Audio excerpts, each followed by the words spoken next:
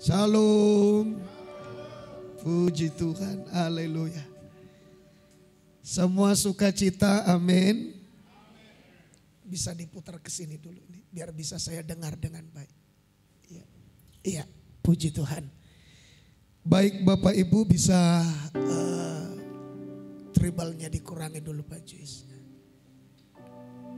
Di atas apa? Di atas low ya, di atas low. Sedikit aja. Sedikit lagi, sedikit lagi.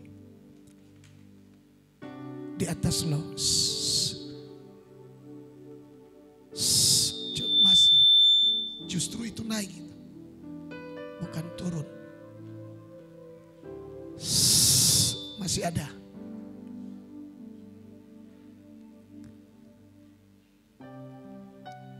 Cek. Masih ada, sedikit lagi. Cek, cek. Oke. Baik Bapak Ibu, kita bersyukur kalau pada hari ini kita bisa beribadah bersama dan mendengarkan firman Tuhan. Izinkan Tuhan terus memperdengarkan suaranya kepada kita lewat firman, dan saya berharap jangan izinkan setan mencuri setiap benih firman yang ditaburkan Tuhan dalam kehidupan kita.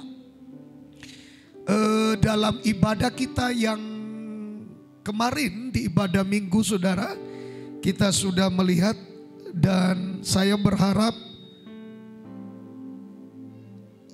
balikkan dulu ke sana. Iya, udah, bukan ke sini. Iya, biar bisa ku dengar sedikit. Baik. Ya, kita sudah mendengarkan kebenaran firman Tuhan bahwa ketika nanti kita melihat pembinasa keji menyatakan diri, maka tindakan kita adalah menyingkir, ya, menyingkir, ya. Coba kita lihat dulu sekali lagi Pak, biar kita belum tersentuh tribalnya itu Pak Jois.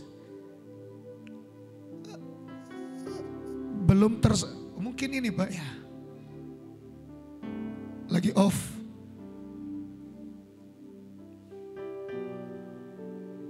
Cek, justru makin bukan.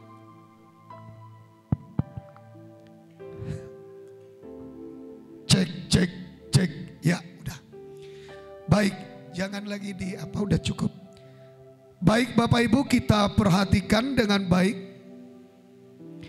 Matius 24 ayat 15, silakan diperhatikan Pak. Demikian firman Tuhan. Ya. Jadi apabila kamu melihat pembinasa keji berdiri di tempat kudus, ya, menurut firman yang disampaikan oleh Nabi Daniel, para pembaca hendaklah memperhatikannya. Iya. Ini Bapak Ibu, kita dikasih tahu Tuhan kalau nanti suatu saat kalian melihat pembinasa keji berdiri di tempat kudus, kira-kira begitu maksud Tuhan. Tapi bukan menurut yang lain, tapi menurut firman yang disampaikan oleh Nabi Daniel, para pembaca hendak memperhatikannya. Apa tindakan kita? Yang pertama, orang Yudea lari ke gunung. Begitu Pak, ayat 16. Coba ayat 16. Ayat 16. Ya. Maka orang-orang yang di Yudea haruslah melarikan diri ke pegunungan. Ya, saya sudah terangkan di ibadah kita Selasa, ya.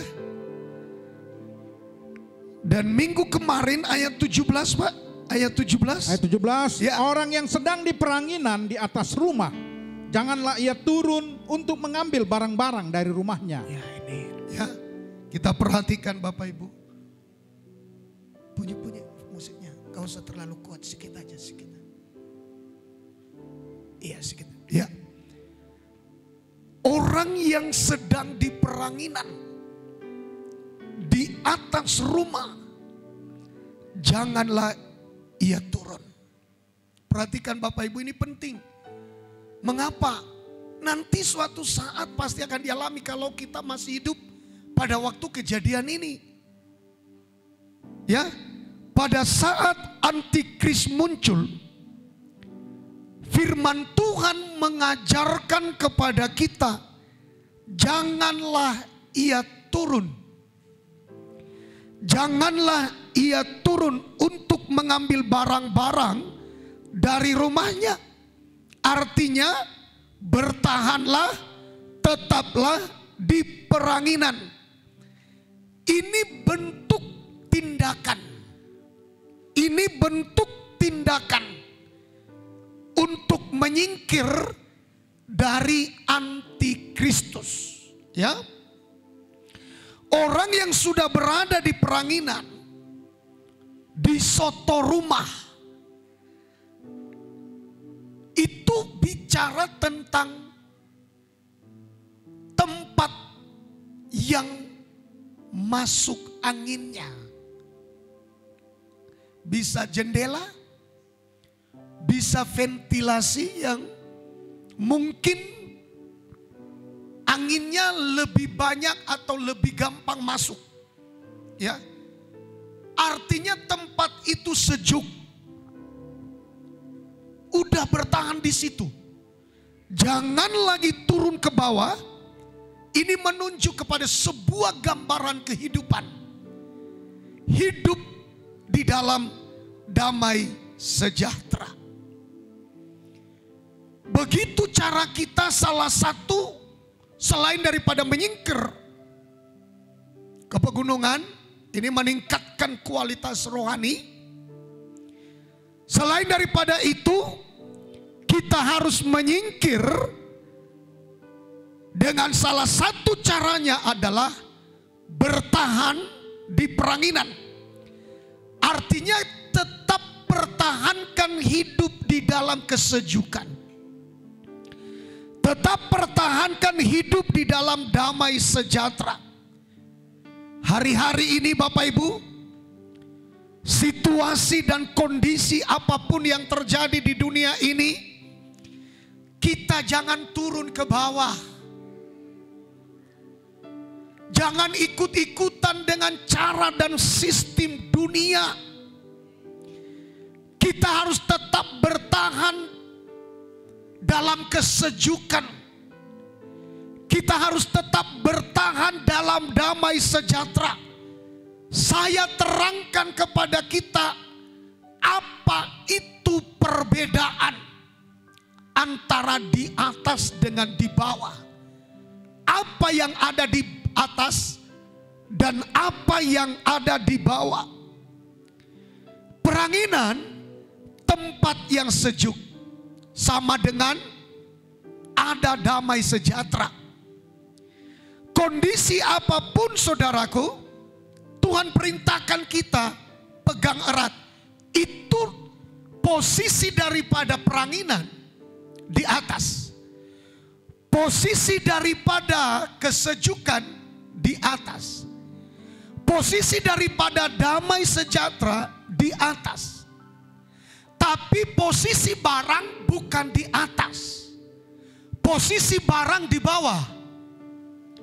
Orang saudaraku yang lebih fokus kepada barang-barang dunia ini, itu adalah orang yang sedang mengalami penurunan ke bawah.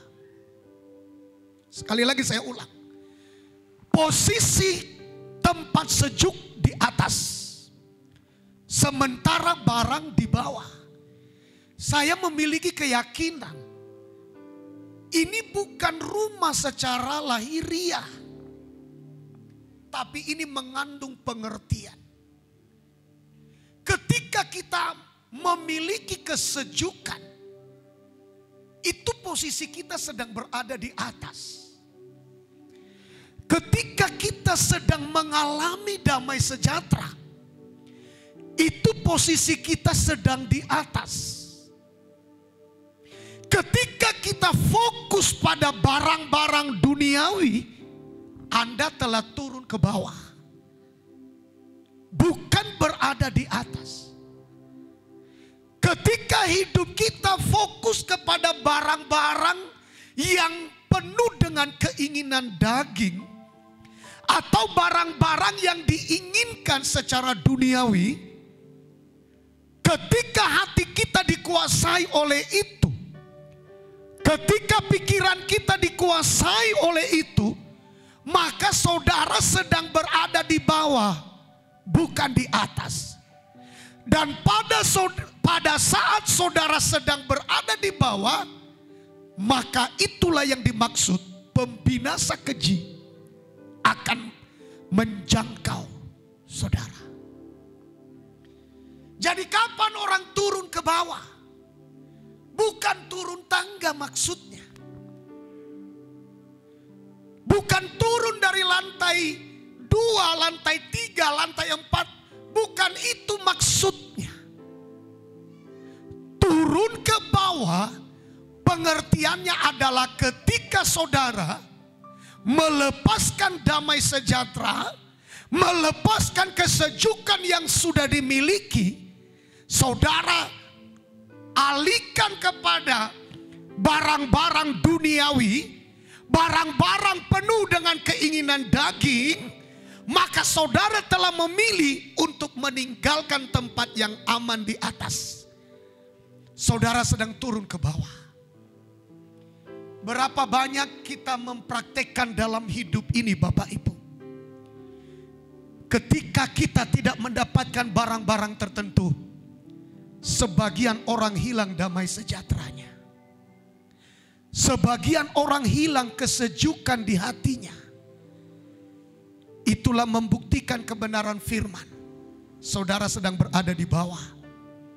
Kondisi kerohanian saudara bukan di atas. Dan saya mau ingatkan kepada kita, Tuhan sedang memberikan kita sebuah pelajaran penting untuk menjaga hidup kita tidak tersentuh oleh antikristus. Jaga hidup kita hari-hari ini Bapak Ibu. Jangan sampai kita turun ke bawah dengan lebih memikirkan barang-barang duniawi, dengan memikirkan barang-barang kebutuhan-kebutuhan daging ini yang tidak akan menunjang kerohanian kita terangkat. Itu makanya dilarang jangan turun ke bawah, bukan turun tangga, bukan turun dari lantai keberapa ke bawah, bukan itu maksudnya. Ketika kita fokus pada barang-barang duniawi, ketika kita fokus pada barang-barang kebutuhan-kebutuhan daging, saudara sedang mengalami penurunan. Saudara akan terjangkau antikris. Mari kita berfokus. Adakah tantangan hari-hari ini? Ada. Apakah kita memperhatikan takut secara daging? Engkau sedang turun ke bawah. Kita sedang turun ke bawah. Perhatikan saudaraku. Apakah kita tetap bertahan di tempat yang sejuk? Apakah kita bertahan di tempat damai sejahtera? Aku tidak mau diganggu oleh barang-barang duniawi, oleh kebutuhan-kebutuhan daging. Hilang damai sejahtera, hilang kesejukan. Kadang-kadang gak usah dulu kita bicara orang lain. Ketika istri tidak terpenuhi keinginannya untuk mendapatkan barang-barang tertentu, ribut dengan suami. Ketika anak tidak terpenuhi keinginannya dengan tuntutannya kepada orang tuanya, hilang damai sejahteranya, ribut. Jadi barang-barang ini Bapak Ibu, itu adalah pencuri kesejukan kita. pencuri damai sejahtera kita. Dan orang-orang yang mempertahankan barang-barang itu adalah orang-orang yang tanpa sengaja lebih memilih jatuh ke tangan antikris daripada jatuh ke dalam tangan Tuhan. Bapak Ibu,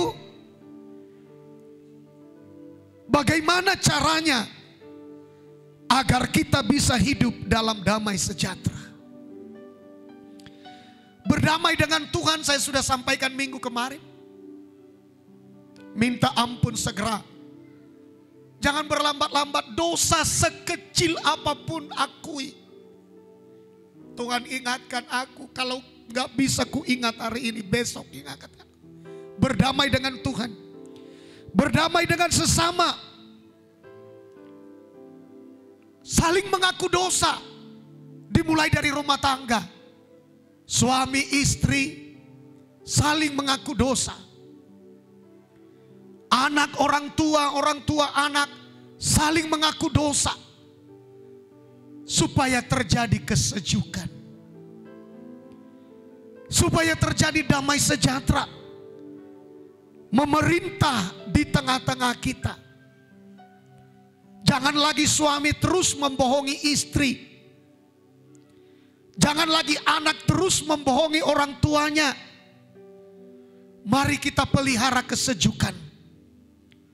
Mari kita pelihara damai sejahtera di dalam rumah tangga kita. Ketika tidak ada tempat yang tinggi itu Bapak Ibu, peranginan itu adalah tempat di mana angin yang sejuk masuk. Tempat di mana tidak ada panas hati. Tempat di mana tidak ada emosi dan amarah yang meluap-luap. Ketika kita saudaraku berdamai dengan Tuhan, berdamai dengan sesama, maka terjadilah salib. Berdamai dengan Tuhan dan berdamai dengan sesama. Di dalam salib itulah terselesaikan semua beban dosa. Para pencuri-pencuri damai, para pencuri-pencuri kesejukan, semua diselesaikan di bawah salib. Jadi yang saya maksud berdamai dengan Tuhan, berdamai dengan sesama adalah lari pada salib. Di salib itu kita mendapatkan penyelesaian atas semua beban, atas semua dosa, atas semua perselisihan, atas semua masalah di dalam hati antara kita dengan sesama kita. Di atas salib itu semua diselesaikan. Di atas salib kita mendengarkan suara yang paling keras. Yesus berkata, sudah selesai. Jadi penyelesaiannya ada di bawah salib. Bagaimana cara kita membangun salib? Berdamai dengan Tuhan, berdamai dengan sesama. Kesejukan akan datang, damai sejahtera akan datang. Di dalam rumah tangga tidak boleh ada sesuatu yang disembunyikan. Supaya di dalam rumah tangga ada kesejukan. Supaya di dalam rumah tangga ada damai sejahtera. Sebab bisa saja suami menjadi pencuri damai sejahtera di dalam rumah. Bisa saja bukan suami tapi istri yang menjadi penyebab hilangnya damai sejahtera di dalam rumah. Bisa saja anak menyebabkan hilangnya damai sejahtera di dalam rumah. Itu makanya dimulai dari rumah, selesaikan. Masalah sekecil apapun selesaikan. Selesaikan. Hubungan dengan Tuhan bereskan. Hubungan dengan sesama bereskan. Dimulai dari rumah tangga. Maka ketika kita bisa pelihara hidup dalam kesejukan, hidup dalam damai sejahtera, maka Tuhan hadir bersama kita. Antikris tidak akan menyentuh kita. Haleluya. Saudaraku yang dikasihi Tuhan, kalau damai sejahtera tidak ada, maka itulah yang akan mencuri. Itu pencuri Bapak Ibu, pencuri. Pencuri terbesar dalam rumah tangga, dalam kehidupan kita, dalam kehidupan rohani kita adalah ketika damai sejahtera tidak ada. Coba kita lihat Ibrani 12 ayat yang ke-14. Ibrani 12 ayat yang ke-14, silakan Pak. Demikian firman Tuhan. Ya. Berusahalah hidup damai dengan semua orang, Ya. dan kejarlah kekudusan, sebab tanpa kekudusan tidak seorang pun akan melihat Tuhan. Berusahalah hidup damai dengan semua orang. Berusahalah hidup damai dengan suami. Berusahalah hidup damai dengan istri. Berusahalah hidup damai dengan orang tua. Berusahalah hidup damai di dalam rumah tangga. Berusahalah, ada pasti yang bisa menjadi pemicu jurang pemisah. Tapi Alkitab mengajarkan kepada kita, berusahalah. Berjuang, bekerja keras agar tetap terpelihara damai sejahtera. Kalau tidak ada damai sejahtera di dalam rumah tangga, saudara tahu apa yang terjadi? Kalau tidak ada damai sejahtera, ayat 15. Ayat 15. Ayat 15. Ya. Jagalah supaya jangan ada seorang pun menjauhkan diri dari kasih karunia Allah. Ya. Agar jangan tumbuh akar yang pahit. Kalau tidak ada damai sejahtera, ribut terus. Maka yang ada adalah tumbuh akar pahit. Kalau sudah ada akar yang pahit, itu menjadi bencana dalam hidup seseorang. Akar pahit ini saudaraku akan berkembang, akan bertumbuh menjadi kerusakan bagi sebagian lebih banyak orang. Lanjut Pak, kita lihat akar pahit. Akar pahit yang, Ya. yang menimbulkan kerusuhan. Coba lihat, akar pahit menimbulkan kerusuhan. Lanjut Pak. Dan yang mencemarkan banyak orang. Iya. Akan menyebabkan kerusuhan, akan menyebabkan kecemaran. Bukan hanya satu orang, tapi banyak orang terlibat di dalam kecemaran, kerusuhan akibat tumbuhnya akar pahit. Mengapa akar pahit? Dari mana asal-usulnya? Karena ayat yang ke-14 tidak dapat mempertahankan hidup damai sejahtera. Itu makanya saudaraku, jangan barang-barang membawa kita jatuh ke tangan antikris. Jangan barang-barang duniawi, jangan barang-barang yang daging yang menyeret kita jatuh dalam perangkap antikris. Mari putuskan hari ini, apapun yang menghambat kita untuk tidak terlepas dari antikris, putuskan dari hidup kita, lepaskan dari hidup kita, ambil keputusan sekarang di dalam nama Yesus, supaya kita jangan jatuh ke dalam perangkap antikris. Haleluya. Amin Bapak Ibu. Perhatikan baik-baik Bapak Ibu. Karena zaman ini gak gampang sekarang Bapak Ibu. Apalagi saudara-saudara kita yang betul-betul mengalami goncangan pada ekonomi mereka ketika dihantam oleh COVID-19 ini. Kan gak gampang Bapak Ibu. Yang dulu bisa begini, bisa begitu, tiba-tiba menjadi tidak bisa. Bisa damai sejahteranya hilang. Makanya saya menjadi teringat akan firman Tuhan yang mengatakan, secupak gandum sedinar, tapi janganlah engkau sampai merusakkan minyak dan anggur. Jangan. Minyak itu pengurapan. Dan anggur itu gambar daripada sukacita, atau sering dibilang juga gambaran daripada firman. Jangan sampai hilang sukacita kita gara-gara naik harga barang, gara-gara mungkin pemasukan kita menurun. Jangan. Karena itu namanya turun ke bawah.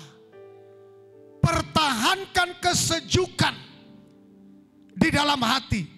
Pertahankan damai sejahtera di dalam hati. Selanjutnya Bapak Ibu, kalau kita sudah berdamai dengan Tuhan, kita sudah berdamai dengan sesama, tidak ada lagi amarah, tidak ada lagi kebencian, tidak ada lagi kepahitan di antara kita. Yang ada hanyalah kesejukan, yang ada hanyalah damai sejahtera. Maka hidup kita naik menjadi garam dunia. Hidup kita bisa menjadi garam. Hidup kita bisa menggarami orang lain. Hidup kita bisa menjadi kesaksian bagi banyak orang. Jaga jangan sampai garam itu kehilangan keasinannya. Jaga jangan sampai garam itu menjadi tawar. Sebab bahaya kalau dia sudah menjadi tawar. Nanti kita akan lihat mengerikan kalau sudah menjadi tawar. Inilah yang dimaksud oleh Tuhan Yesus, Bapak Ibu. Ketika kita bisa menjaga damai sejahtera, ketika kita bisa berdamai dengan sesama, ketika kita bisa berdamai dengan Tuhan, ketika dosa dihancurkan, tembok pemisah dihancurkan antara kita dengan Tuhan, maka hidup kita bisa menjadi garam dunia. Mari kita jaga dengan baik agar hidup kita jangan menjadi garam yang kehilangan rasa asinnya. Garam yang tawar, tidak ada lagi rasa asinnya. Apa gunanya? Sebentar kita lihat dulu Markus 9 ayat 50. Markus 9 ayat 50. Kita perhatikan baik-baik. Silakan Pak. Demikian firman Tuhan. Garam memang baik, tetapi jika garam menjadi hambar, dengan apakah kamu mengasinkannya? Ya, terus? Hendaklah kamu selalu mempunyai garam dalam dirimu dan selalu hidup berdamai yang seorang dengan yang lain. Garam itu baik. Ayo ucapkan sama-sama, garam memang baik. 3 ya. Yang kuat 3 ya. Garam memang baik. Tapi masalahnya kalau garam itu sudah hilang keasinannya, lalu dengan apa lagi dia diasinkan? Hanya garam yang bisa ada rasa asinnya. Kalau yang lain tidak ada rasa asinnya, yang ada rasa asinnya adalah garam. Tapi kalau garam itu sumber keasinan, sudah hilang rasa asinnya dan menjadi tawar, lalu apa lagi yang membuat garam itu bisa diasinkan? Sama dengan ketika Bapak Ibu kita kehilangan, apa itu Pak? Kehilangan kehidupan kita sebagai anak-anak Tuhan. Kehilangan hidup kita sebagai garam di tengah-tengah dunia. Tidak ada yang bisa membetulkan kita lagi. Tidak ada yang bisa mengembalikan rasa asin kita kembali. Karena kitalah garam itu. Saudaralah garam itu. Kitalah garam itu. Orang percayalah garam itu. Makanya saya mengatakan di dalam nama Yesus, jaga damai sejahtera. Jaga kesejukan. Agar hidup kita benar-benar berfungsi sebagai garam dunia.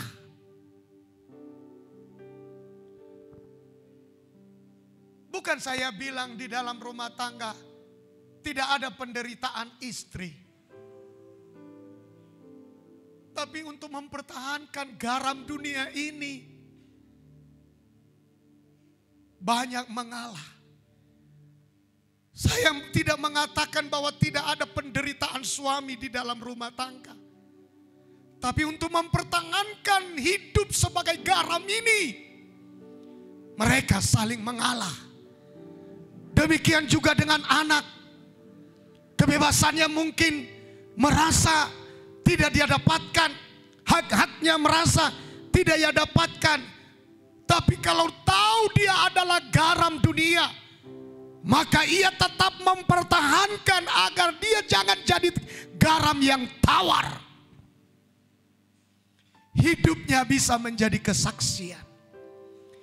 Kesaksiannya tidak hilang. Sebab kalau sudah hilang keasinan garam itu, sulit untuk mengembalikan rasa asinnya. Bapak Ibu Saudara yang dikasihi Tuhan, olehnya Tuhan berpesan kepada kita, hendaklah kamu selalu mempunyai garam dalam dirimu, supaya dirimu jangan tawar. Tuhan berpesan kepada kita, hendaklah kamu selalu mempunyai garam dalam dirimu. Ada kesaksian dalam dirimu, ada sesuatu dalam dirimu yang bukan justru menjerumuskan orang, tetapi menjadi kesaksian menguatkan orang, menjadi kesaksian yang menyelamatkan orang. Dengan selalu hidup berdamai yang seorang dengan yang lain. Dengan berdamai berarti kita jadi garam. Jelas. Hendaklah kamu selalu mempunyai garam dalam dirimu. Selalu hidup berdamai yang seorang dengan yang lain. Kalau hidup suami istri berdamai, maka bagi keluarga yang lain akan menjadi garam itu keluarga. Tapi kalau mereka tidak bisa berdamai, mereka telah kehilangan rasa asinnya. Mereka telah menjadi keluarga yang garamnya tawar. Mari kita saudaraku, apalagi suami istrilah,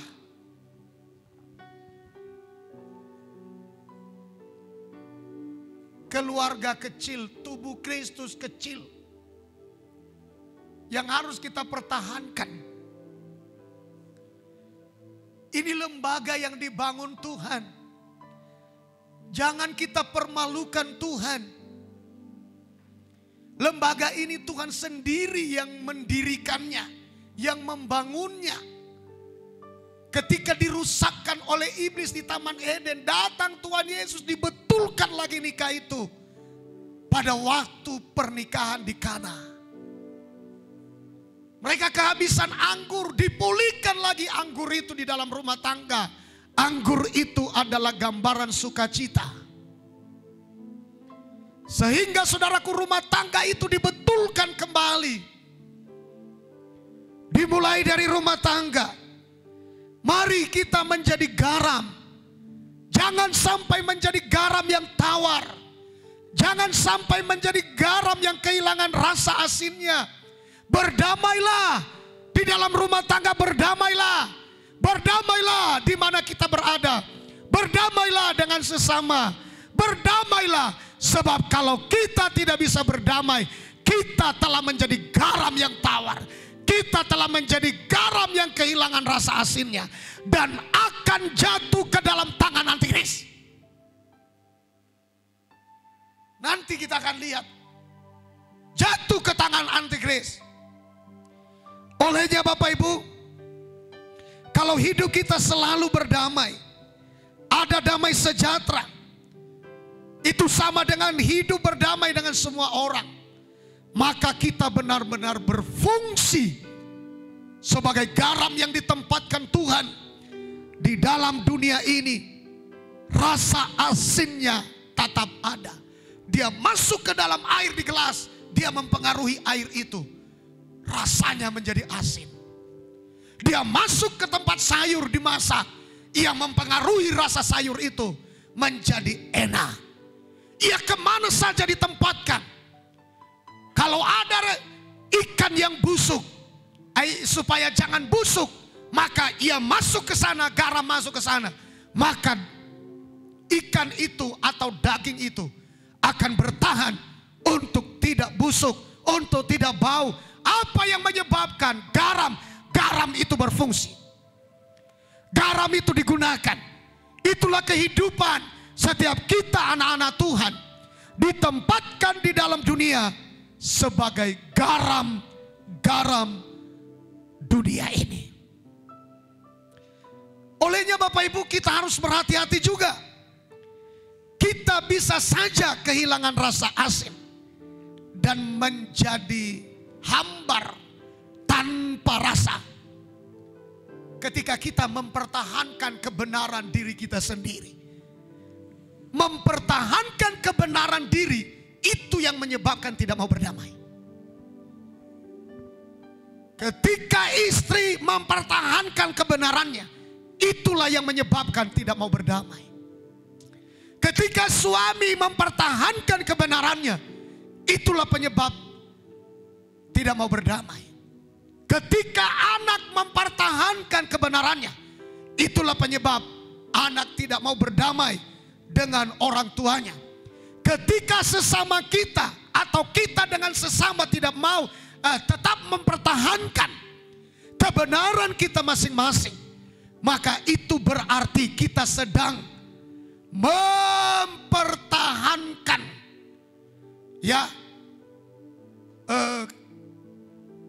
kehilangan damai sejahtera. Kita tidak mempertahankan lagi garam itu tetap asin. Jadi Bapak Ibu, dalam 2 kali ibadah kita hari Minggu ini, saya sudah sampaikan kepada kita peranginan tempat yang sejuk.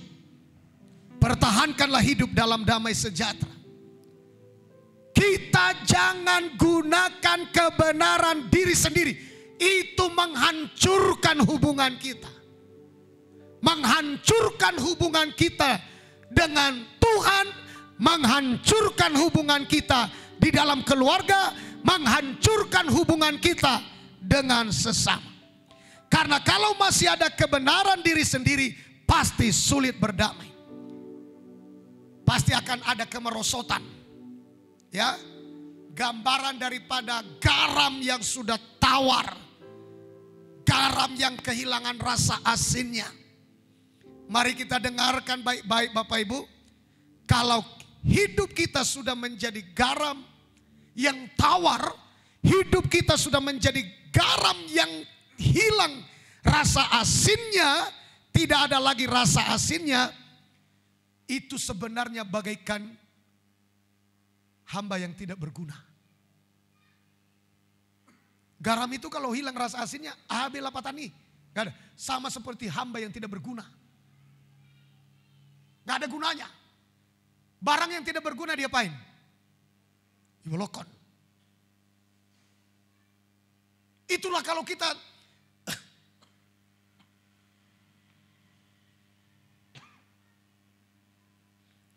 kalau hidup kita sudah hilang rasa asinnya, sudah tawar, tidak lagi ada rasa asinnya, maka di hadapan Tuhan kita nggak berguna. Kita akan menjadi hamba yang jahat. Kita akan menjadi hamba yang malas. Kita akan menjadi hamba yang tidak berguna. Bolokon mainnya Tuhan. Ayo kita lihat ayatnya sebentar dulu. Bapak Ibu, Matius 25 ayat 26. Silakan Pak. Sebentar Pak, ayat 30. Matius 25 ayat 30, demikian firman Tuhan. Iya. Dan campakkanlah hamba yang tidak berguna itu ke dalam kegelapan yang paling gelap. Di sanalah akan terdapat ratap dan kertak gigi. Kenapa Bapak Ibu? Karena gak ada gunanya. Tidak perlu dipelihara ini Tuhan. Ini orang gak perlu dipelihara kata Tuhan. Gak ada gunanya. Dia hanya menjadi penyebab mata sakit.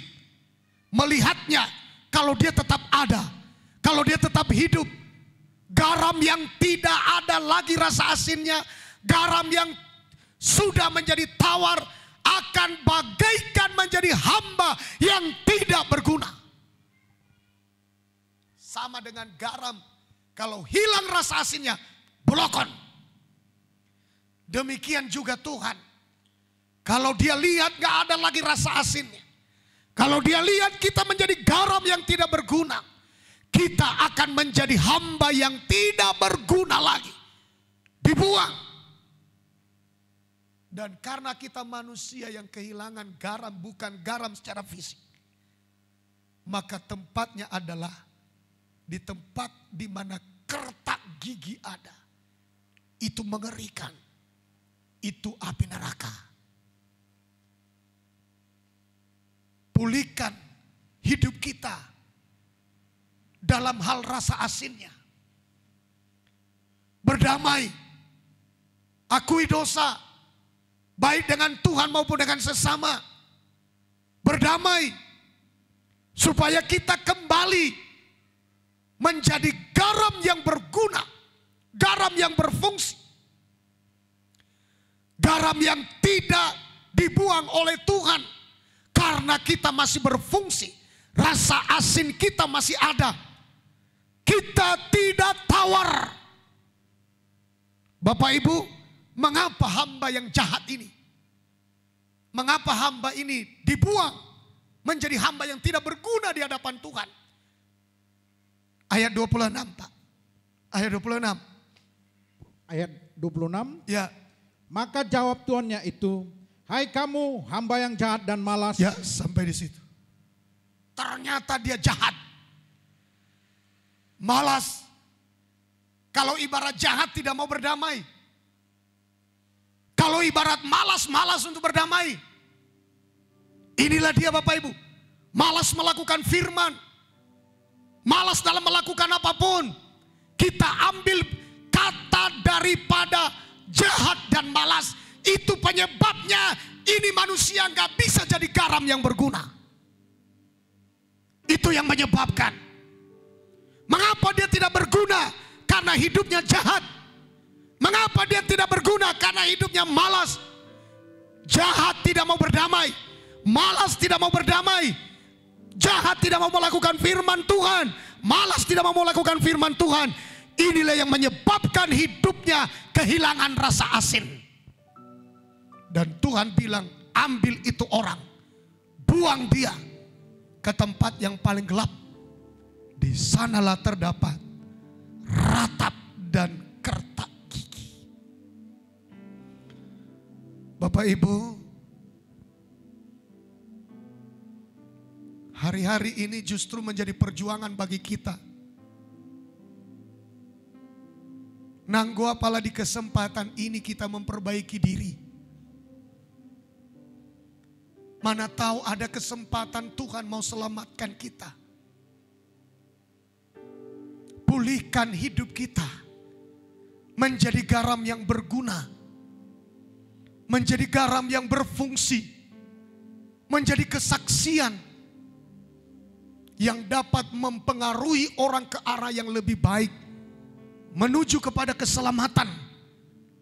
Dan bukan mempengaruhi hidup kita, bukan mempengaruhi orang supaya malas dan jahat di dalam melakukan firman. Dan malas dan jahat di dalam berdamai. Berdamai katanya tapi hatinya jahat. Dan olo mangulaun dengan tulus firman Tuhan. Garam yang tawar adalah gambaran hamba yang tidak berguna.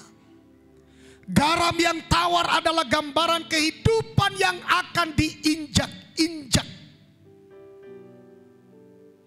Garam yang tawar adalah gambaran kehidupan yang akan masuk dalam perangkap antikristus. Dan masuk dalam aniaya antikristus 3,5 tahun lamanya. Itu adalah puncak penderitaan. Dan tidak akan ada lagi penderitaan semacam itu. Kalau kita ingin Bapak Ibu tidak mau menjadi garam yang diinjak-injak. Maka marilah kita di dalam nama Yesus berfungsi menjadi garam yang tidak pernah tawar dan tidak pernah kehilangan rasa asinnya. Coba kita lihat Matius 5 ayat 13. Perhatikan baik-baik ayat ini. Matius pasal 5 ayat 13. Silakan Pak. Demikian firman Tuhan. Ya. Kamu adalah garam dunia. Kamu adalah garam dunia. Terus? Jika garam itu menjadi tawar. Jika garam itu menjadi tawar. Dengan apakah ia diasinkan? Terus? Tidak ada lagi gunanya. Tidak ada gunanya, jadi hamba yang dibuang. Gak ada gunanya. Lanjut Pak. Selain dibuang dan diinjak orang. Gak ada gunanya. Berdamai dengan Tuhan, berdamai dengan sesama. Kita tidak perlu mengeraskan hati. Jangan pertahankan kebenaran diri kita sendiri. Mengapa banyak orang tidak bisa berdamai? Karena mempertahankan kebenaran diri sendiri. Dan kebenaran diri sendiri tidak bisa menyelamatkan kita. Gak bisa menyelamatkan. Kalau bisa kebenaran diri sendiri menyelamatkan kita, gak usah ada Tuhan.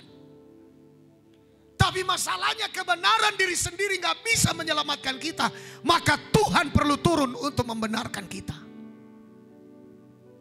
Supaya kita bisa menjadi benar.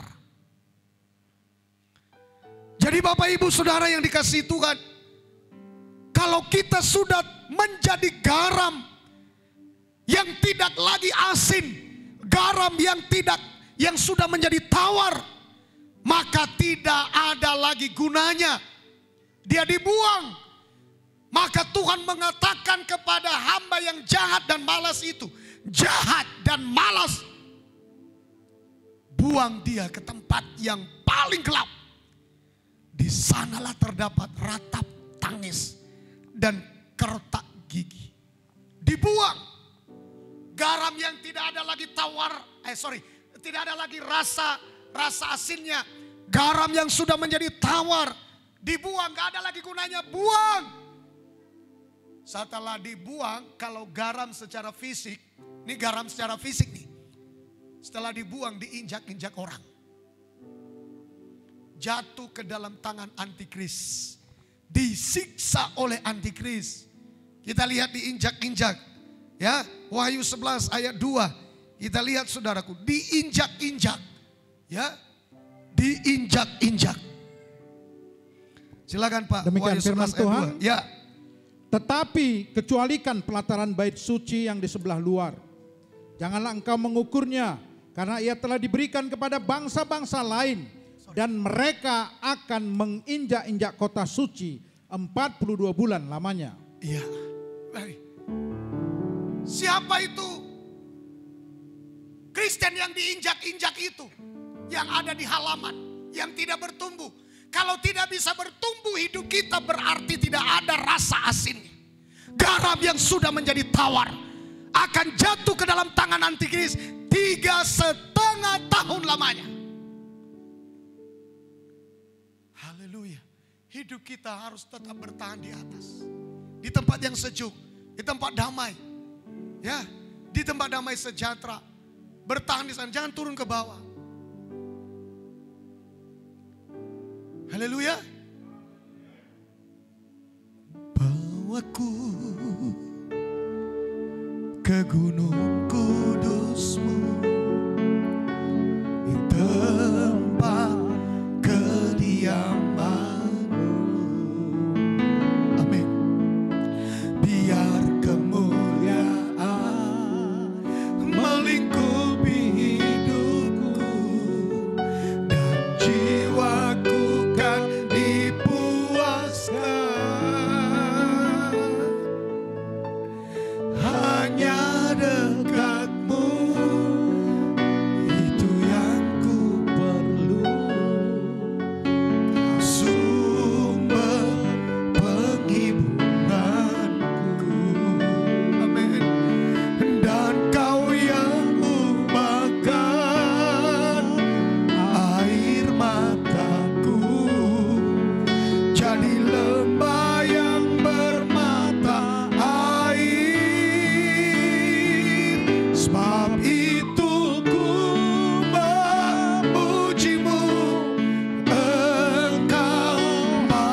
bawaku, mulutku kan selalu puji dan angkat dengan sembahmu, tinggikan namamu, Yesus, kemuliaan bagimu. Bawaku ke Gunung Kudus. Jangan turun ke bawah. Bawaku naik agar tetap aku bertahan di dalam kesejukan. Agar aku tetap bertahan di dalam damai sejahtera.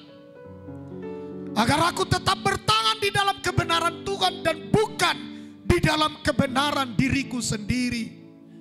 Bawa aku naik ke Gunung Kudusmu, di tempat kediaman.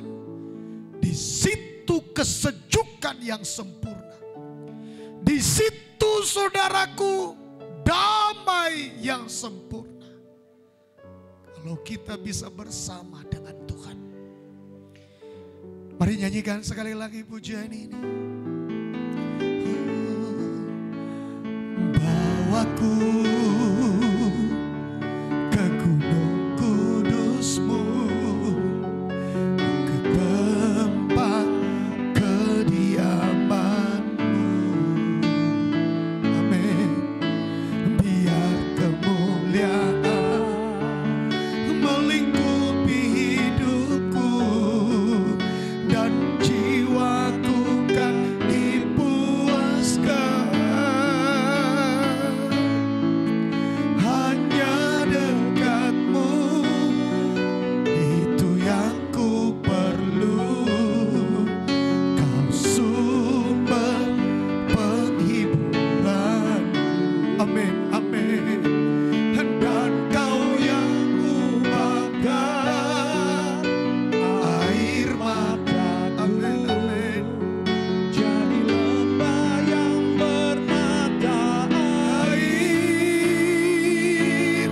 Tapi itu ku memujimu, oh Engkau Bapakku. Mulutku kan selalu pujimu dan katakan sembahmu, tinggikan namamu, Yesus, kemuliaan bagimu. Yesus, kemuliaan. Yesus, kemuliaan bagi Yesus, kemuliaan. Yesus, kemuliaan bagimu.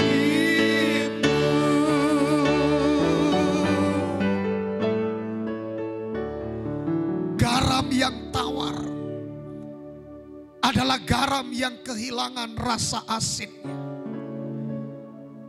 Garam yang tawar adalah gambaran kehidupan yang tidak memenuhi apa yang menjadi keinginan Tuhan di dalam hidupnya. Tidak memenuhi ukuran Tuhan dalam hidupnya. Orang yang tidak memenuhi ukuran Tuhan adalah garam yang tawar. Aturannya saudaraku yang dikasih Tuhan, Tuhan ukur. Seperti ini panjangnya, memenuhi ukuran Tuhan.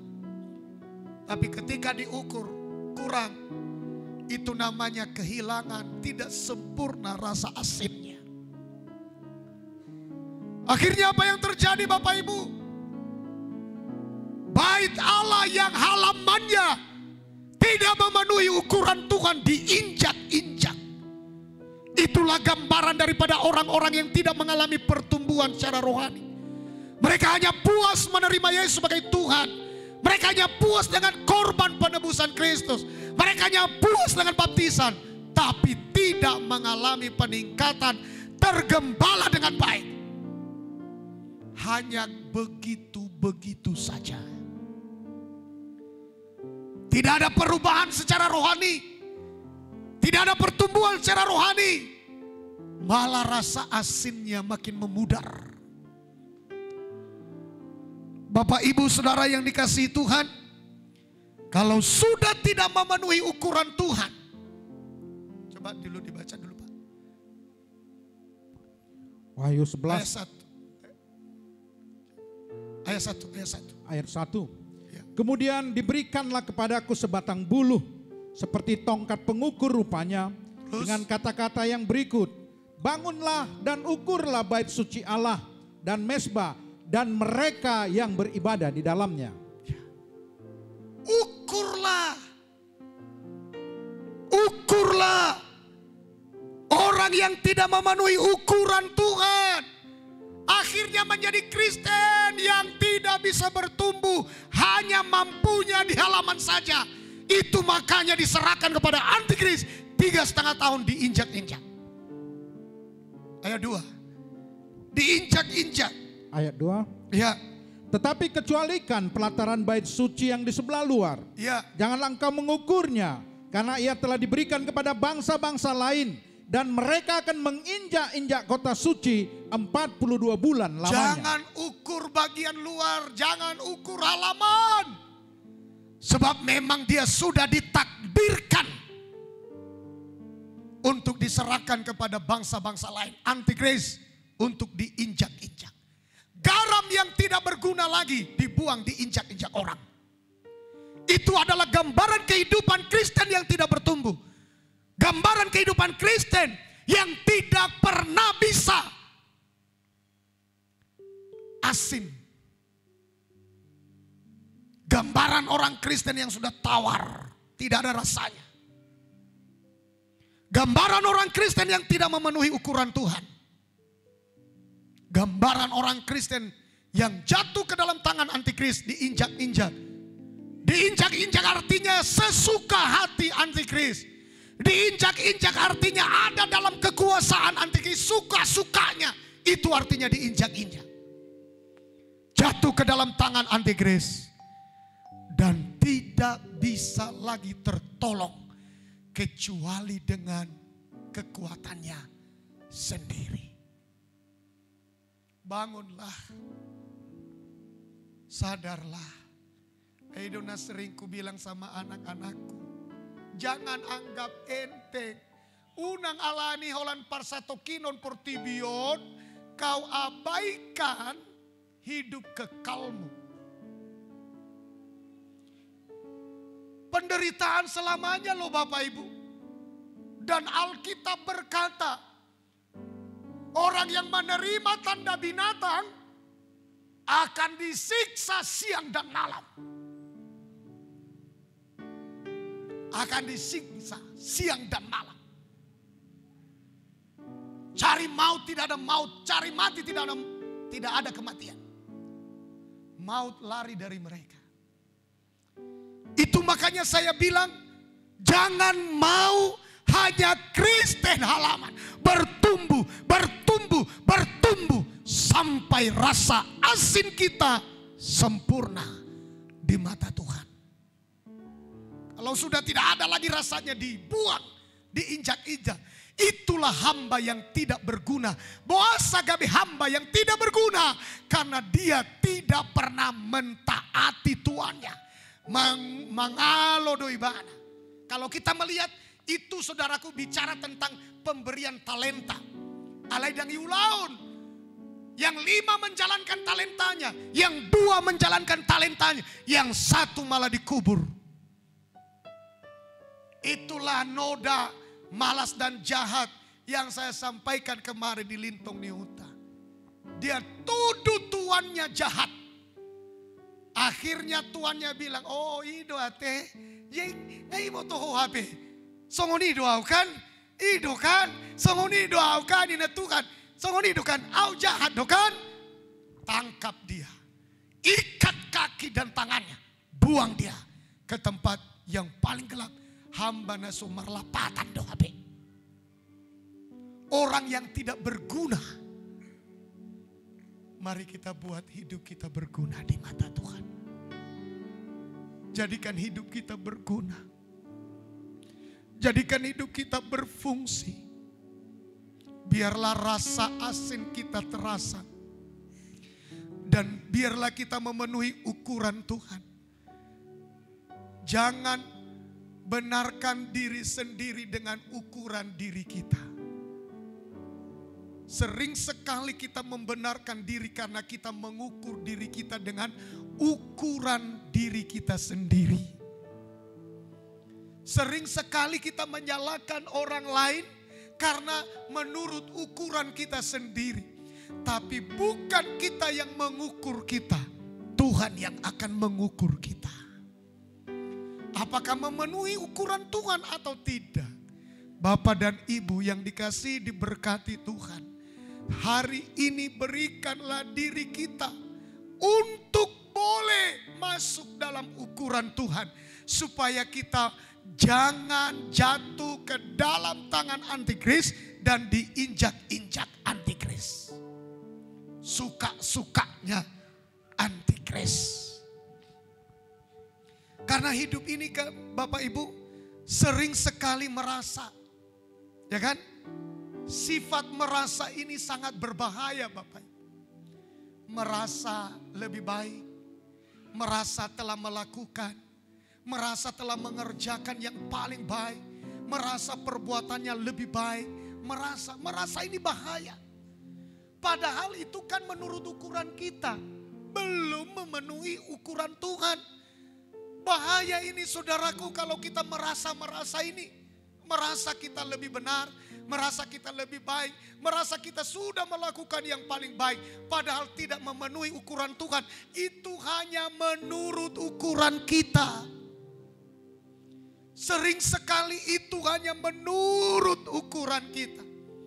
Kalau firman Tuhan ini Bapak Ibu, ya boleh menegur kita hari ini. Saya yakin Tuhan punya maksud supaya kita jangan jatuh ke tangan antikris.